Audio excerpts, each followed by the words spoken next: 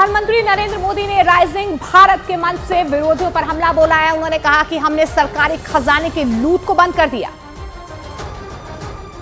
यानी सरकारी खजाने से पैसा निकल रहा था, लेकिन वो किसी और की जेब में जा रहा। ये ऐसा भ्रष्टाचार था जो सीधे सामान्य जन को प्रभावित करता।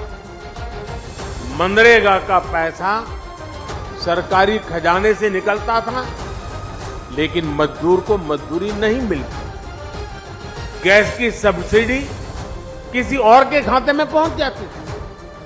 अपनी स्कॉलरशिप पाने के लिए भी रिश्वत खिलानी पड़ती थी। 10 साल पहले तक जो सरकार में थे, उनको ये सूट करता था, उनकी राजनीति को ही सूट करता था। लेकिन साथियों, हमने सरकारी खजाने की इस लूट को पूरी तरह से बंद कर दिया। हमने जनधन, आधार और मोबाइल की त्रिशक्ति बनाई। हमने डायरेक्ट बेनिफिट ट्रांसफर डीबीटी के माध्यम से 34 लाख करोड़ 34 लाख करोड़ रुपए सीधे लाभार्थियों के बैंक खाते में पहुंचाए। प्रधानमंत्री नरेंद्र मोदी ने राइजिंग भारत के मंच से यह भी कहा कि 2014 से पहले देश की साख गिर रही थी, भ्रष्टाचार हो रहा था। 2014 के पहले भारत के साथ क्या स्थिति थी? आप याद कीजिए, 2014 से पहले घर घर में भ्रष्टाचार बड़ा मुद्दा था। देश की साख गिर रही थी, लेकिन तब की सरकार झूठे तर्कों के आधार पर अपने घोटालों को डिफेंड करने में जुटी रहती थी। आज स्थिति एकदम अलग है। आज सरकार भ्रष्टाचार पर कड़े एक्शन ले रही है। जो एक्शन लिया उसका हिसाब दे रही है, और भ्रष्टाचारी झूठ बोल बोलकर खुद बचाव की मुद्रा में है।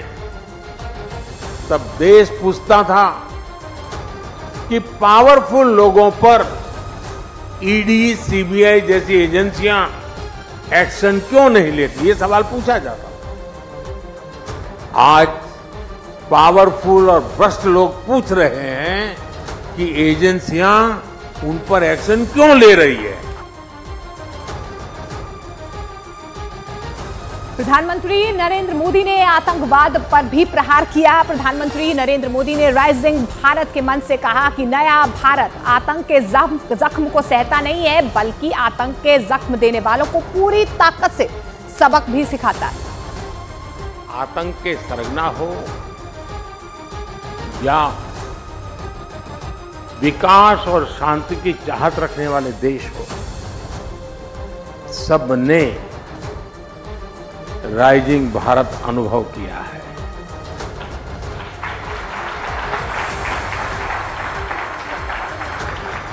ये नया भारत आतंक के जख्म को नहीं सहता है।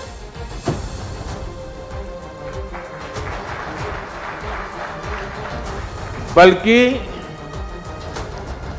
आतंक के जख्म देने वालों को पूरी ताकत से सबक भी सिखाता है।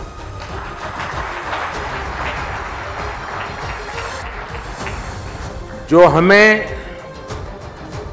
आतंकी हमलों के जख्म देते थे, उनकी क्या हालत है, ये देशवासी भी देख रहे हैं और दुनिया भी देख रही है।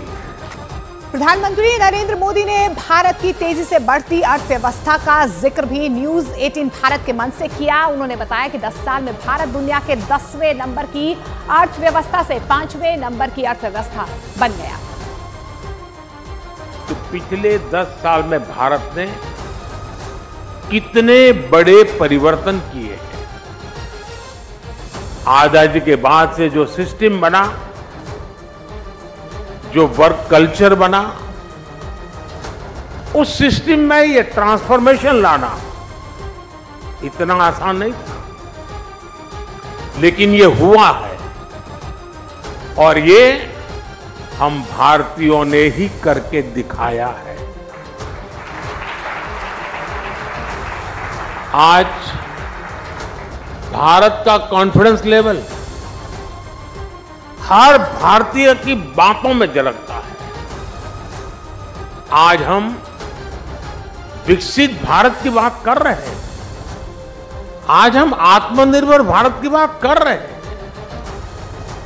और लोग चाहे विपक्ष में हो, देश के भीतर हो या देश के बाहर हो, सब भारत की उपलब्धियां देख रहे हैं।